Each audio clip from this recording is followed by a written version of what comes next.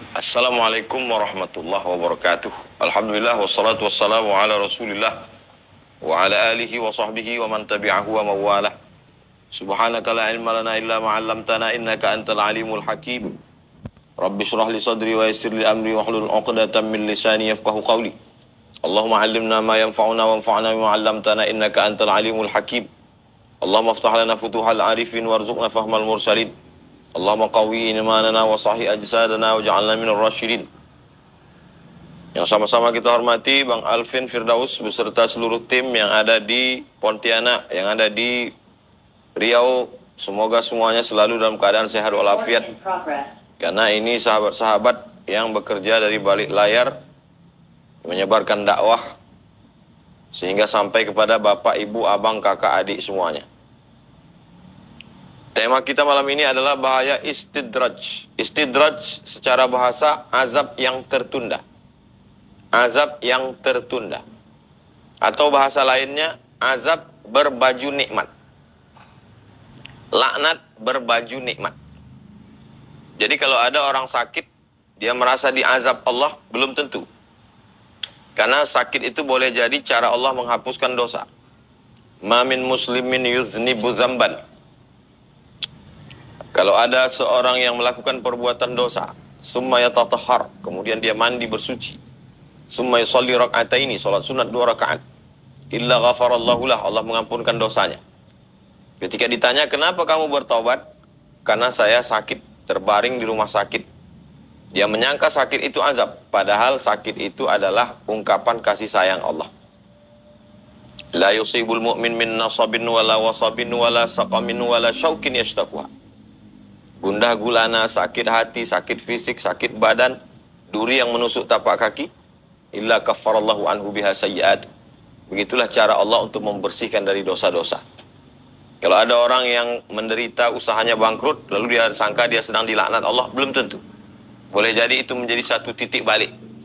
Dulu saya ini orangnya Pak Ustadz, suka berzina, main perempuan, mabuk, sakau, narkoba, selingkuh. Lalu kemudian usaha saya bangkrut, saya ke masjid, saya berzikir, saya berdoa. Jadi itu bisa jadi salah satu titik balik. Boleh jadi itu doa istrinya, atau doa anaknya, atau doa ibunya, atau doa bapaknya. Sehingga selama ini dia terus berputar, lupa titik balik. Dengan sakit itu menemukan titik balik. Dengan bangkrut itu menemukan titik balik. Dengan jatuh itu dia tersadar dari tidur lelapnya. Jadi kita sedang dirubah mindset cara pandang. Sakit belum tentu azab, bangkrut belum tentu azab, non-job belum tentu azab, jomblo belum tentu azab. Yang azab mengerikan itu adalah azab yang tertunda, atau azab berbaju nikmat, laknat berbaju nikmat. Namanya istidraj. Dalilnya dari surat Al-A'raf ayat 182.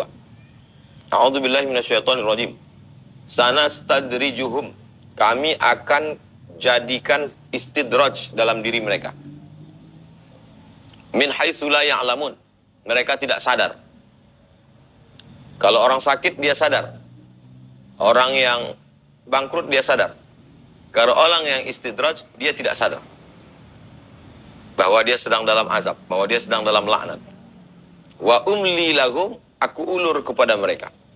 Ulur jabatannya tinggi terus, karirnya di kantor sukses terus, bisnisnya untung terus, umurnya panjang, istrinya sehat, anaknya sehat, badannya sehat, nggak pernah sakit, prestasi. Inna kaidi matin, sesungguhnya tipu dayaku amat sangat kuat. Jadi dia sedang berada dalam tipu daya Allah Subhanahu wa taala. Wa makaru, mereka melakukan tipu daya, wa makarallah, tipu dayanya dibalas Allah. Wallahu khairul makirin, pembalasan Allah lebih hebat, lebih dahsyat lagi. Apakah Allah memberikan istidraj itu tanpa sebab? Gak ada angin, gak ada hujan, tiba-tiba kena istidraj? Tidak. Allah Maha Adil. Coba lihat di awal ayat surat Al-A'raf 182. Walladzina kadzabu bi ayatina. Orang-orang yang mendustakan ayat-ayat kami. Ngaji hadir, tabligh akbar ikut, dekat dengan Habib, dengan dekat ulama, oke. Tapi maksiat jalan terus, menganggap Allah lupa, yukhadi'un Allah, mereka sedang menipu Allah. Wa huwa khadi'uhum, Allah lah yang sedang menipu mereka. Allah yang membalas tipuan mereka. Yukhadi'un Allah, mereka menyangka sedang menipu Allah. Allah sedang sibuk. Allah tidak tahu. Wa huwa khadi'uhum, Allah balas tipu muslihat mereka itu. Karena mereka mendustakan ayat-ayat Allah. Walladzina kadzdzabu biayatina, mendustakan ayat-ayat Allah. Kemudian sebab lainnya adalah An-An'am ayat 44. Tadi dibacakan oleh Bang Alvin. Falamma nasu ma dzukiru bihi, ketika mereka lalai, mereka lupa, mereka tidak mengingat lagi peringatan Al-Quran, hadis Nabi yang dibacakan oleh para ulama, pewaris para nabi. Fatahna alaihim abwaaba kulli syai', kami bukakan pada mereka pintu-pintu semua. Pintu jabatan, pintu kekayaan, pintu prestasi, pintu keluarga, pintu sehat, pintu umur, pintu karir, pintu rezeki, pintu bisnis. Hatta idza, sampai ketika masanya, sampai masanya itu tiba kepada mereka, lalu kemudian Allah Subhanahu wa taala akhadnahum baghtah, kami cabut dengan dalam keadaan terkaget, terkejut, tiba-tiba. Fa idzahum mublisun, ketika itu mereka dalam keadaan benar-benar putus asa.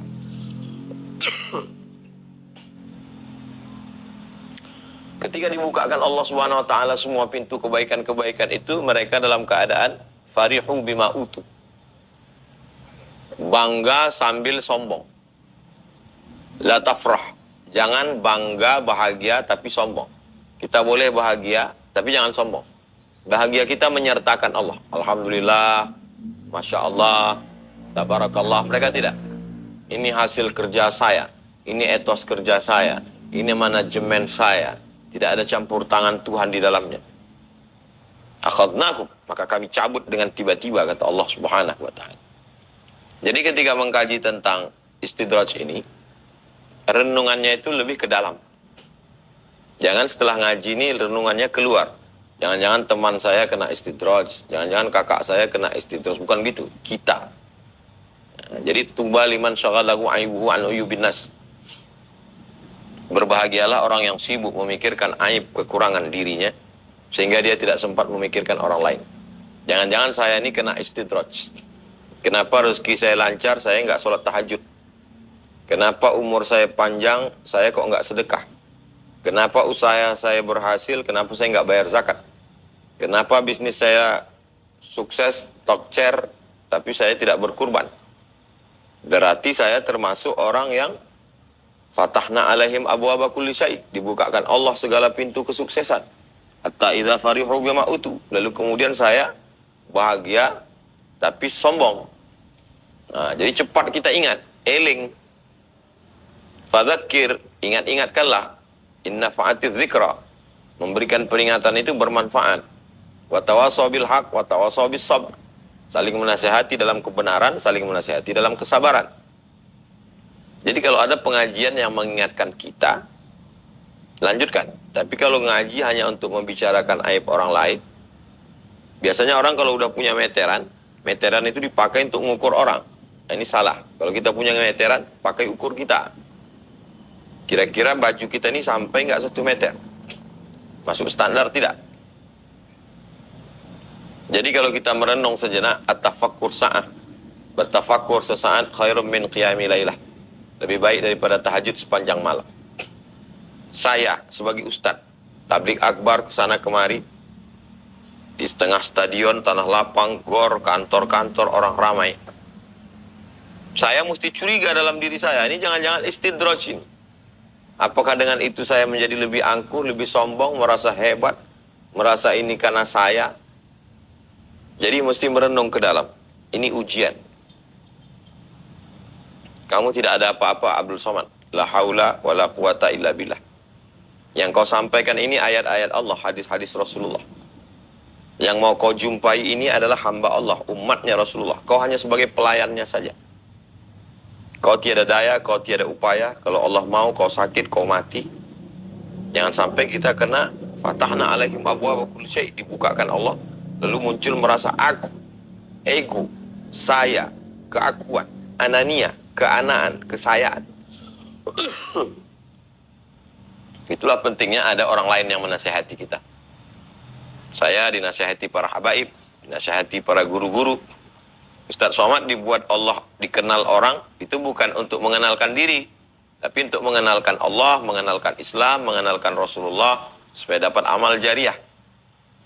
Kalau tangan Ustadz dicium orang, itu karena Allah masih menutupi aib-aib Ustadz. Karena Allah masih sayang sama Ustadz. Masih ada orang yang mengingatkan saya.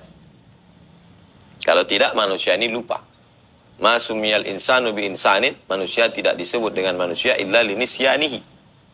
Ya, karena lupanya itulah dia disebut manusia. Manusia dari kata nasya, lupa. Orang kaya lupa bahwa dia dulu miskin.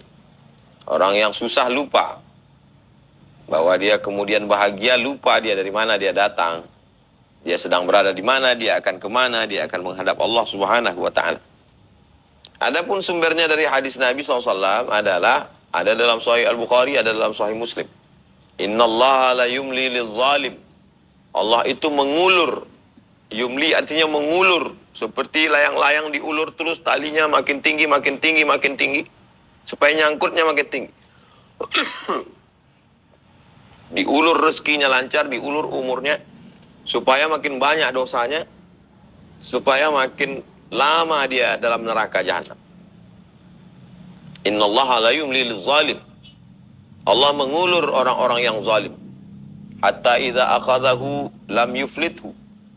Sehingga ketika Allah menghukumnya, maka tidak ada lagi yang tersisa. Langsung dicelupkan saja dalam azab Allah Subhanahu wa ta'ala. Yang sebelumnya di dunia itu dia sudah dapat azab. Azabnya yaitu. Azabnya itu berada dalam nikmat Allah tapi tidak mensyukuri kepada pemberi nikmat, yaitu Allah. Itulah azabnya. Inilah azab yang paling mengerikan. Jadi azab yang mengerikan itu adalah jabatan yang tinggi, popularitas, kemasyhuran, kesuksesan dunia, tapi tidak menyertakan Allah di dalamnya. Makanya kita selalu diajarkan doa-doa, Bismillahirrahmanirrahim, la haula wa la quwata illa billah. Hasbiyallah wa ni'mal wakil, ni'mal maula wa ni'mal nasir. Bismillahirrahmanirrahim, la haula wa la quwata illa billah. Kenapa kita selalu menyertakan Allah? Alhamdulillah, Masya Allah, Tabarakallah. Supaya jangan lupa, supaya cepat ingat, supaya cepat eling, jangan sampai kita kena istidraj. Jadi yang melalaikan ini adalah sesuatu yang menyenangkan. Sehat, melalaikan. Nikmatani maghbunun fihi ma katsirun minan nas. Ada dua nikmat yang banyak orang lalai di situ. Yang pertama as-sihah, waktu sehat. Yang kedua al-faragh, waktu kosong. Saya sehat karena saya rajin makan obat. Saya sehat karena saya rajin 4 sehat 5 sempurna. Saya sehat karena saya dokter. Saya sehat karena saya praktisi. Saya sehat karena saya terapis. Jadi kemudian lupa. Dibukakan Allah pintu-pintu kesehatan, kebaikan, kesuksesan. Lalu kemudian lupa. Kita ini seperti bawa sepeda motor. Ketika tabrakan, na'udzubillah, seperti orang mimpi, baru tersadar. Biasanya orang tabrakan dipercikan air ke wajahnya. Karena dia seperti mimpi. Baru dia tersadar. Begitu juga dalam hidup ini. Biasanya orang tidur kalau dibangunkan marah. Makanya kalau kita ingatkan dia, kamu kok nggak sholat?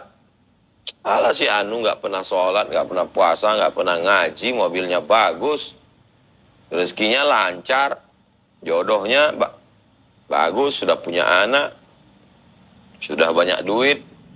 Gajinya, duitnya, bisnisnya. Ya, jadi rusak keimanan kita. Padahal orang yang kita jadikan sebagai model itu adalah orang yang sedang kena istidraj. Kan mengerikan sekali itu. Model contoh yang kita jadikan sebagai tokoh itu adalah orang-orang yang kena istidraj. Malah melecehkan habaib, melecehkan para ulama. Nah itu, rajin sholat, rajin puasa, hidupnya susah. Na'udzubillah. Ini termasuk orang-orang yang mendustakan Allah SWT. Makanya lagi-lagi kita mesti cepat kembali. Cepat kembali itu adalah taubat. Taubat, ya tubuh taubah. Orang yang segera kembali kepada Allah Subhanahu wa ta'ala. Kenapa Allah tidak sadarkan? Sudah tahu orang ini salah jalan. Kenapa Allah tidak sadarkan dia? Kenapa Allah tidak sadarkan dia dengan sakit? Kenapa Allah tidak macetkan rezekinya? Kenapa Allah tidak buat dia bangkrut supaya dia segera bertaubat? Orang melakukan suatu kesalahan itu ada ambang batasnya. Kalau kesalahannya sekian, hukumannya penjara sekian tahun. Kalau kesalahannya fatal, hukuman mati. Beda antara pemakai dengan pengedar narkoba. Jadi kalau orang yang sudah diingatkan, cepat dia ingat, itu langsung ditegur Allah Subhanahu wa taala.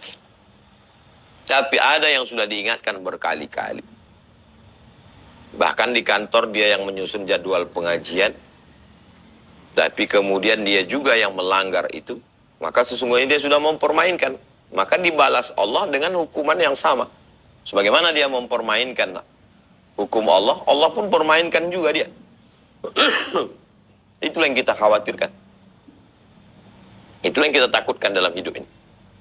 Kalau saya mengkaji istidrat ini, yang saya bahas itu seakan-akan diri saya sendiri. Saya tidak sedang membahas orang. Saya tidak sedang membayangkan ada tetangga, ada kawan, ada sahabat, ada pejabat, ada orang kaya, ada konglomerat. Enggak. Itu capek kita kalau membahas orang. Yang kita bahas ini kita. Saya. Apakah popularitas viral ini nikmat atau azab? Jadi, kalau kita membaca Quran, baca Quran itu seakan-akan khitabnya itu yang ditujukan tuh ke kita. Membaca hadis Nabi juga begitu. Seakan-akan yang ditunjuk langsung oleh Nabi itu kita. Innallaha la yumli liz-zalim. Allah mengulur pada orang yang zalim. Abdul Somad, kalau kau zalim, maka Allah ulur. Allah ulur popularitasmu, Allah ulur umurmu panjang, Allah ulur rezekimu, Allah ulur orang suka dengan omonganmu. Tapi kalau kau main-main dengan ini, hatta idza akhadahu lam yuflithu. Supaya apa? Karena kau bermain-main dengan ayat-ayat Allah. Karena kau mendustakan pesan-pesan Rasulullah. Dan itu azab bagimu. Tapi kau menyangkanya nikmat. Orang lain menyangkanya kau sedang dalam nikmat. Padahal dalam laknat berbaju nikmat. Hatta idza akhadahu. Sampai masanya nanti, limit waktu yang sudah ditetapkan Allah. Azab Allah itu turun kepadamu. Dan kau tak dapat sedikit pun. Langsung. Dalam azab yang menyakitkan. Cepat teguran itu datang. Astaghfirullahaladzim. Jadi kalau ketemu habaib, ketemu kiai, ketemu tuan guru, tolong nasihati saya. Kadang tuan-tuan guru itu tidak mau menasihati. Karena orang-orang, saya banyak ketemu orang-orang baik. Mereka itu sangat lembut bahasanya. Tapi kalau kita mendengar dengan baik, jadilah pendengar yang baik. Kalau kita dengar dengan baik, kita cepat menangkap. Oh, pesannya ini. Oh, pesannya begini. Cepat kita tangkap. Mereka sebenarnya sayang dengan kita, tidak mau merusak perasaan kita, tidak mau menjatuhkan semangat kita. Tapi kita juga halus. Sesuatu yang halus hanya ditangkap bisa dengan perasaan yang halus. Tidak bisa ditangkap dengan yang kasar. Sama seperti channel wifi, itu hanya bisa ditangkap oleh handphone yang halus juga. Kalau handphone yang kasar tidak bisa menangkap itu. Tidak connect dia. Maka pesan-pesan yang halus itu kita tangkap. Cepat kita menariknya ke diri kita sendiri. Falamma nasu ma dzukkiru bihi. Ketika mereka lupa terhadap apa yang sudah diingatkan Allah. Hai Abdul Somad, kalau kau lupa, fatahna alaihim abwaaba kulli syai'. Kami bukakan untukmu pintu popularitas, pintu viral. Kau kemana-mana, tanganmu dicium orang, kau dimuliakan orang, kau disukai orang. Hatta farihu bima utu, sampai kau merasa bangga, kau merasa sombong, kau merasa kau yang punya ini. Kau merasa ini karena sekolahmu, karena kau kuliah, karena kerja kerasmu, karena kau rajin belajar, karena kau nulis disertasi, karena kau nulis tesis, karena kau hebat. Akhadnahum baghtah. Kalau kami mau, kami cabut nikmat itu secara tiba-tiba mendadak, kau lupa. Fa idzahum mublisun. Dan kau menjadi orang yang putus asa. Jadi tendangannya itu langsung ke dalam. Kita merasakan diri kita.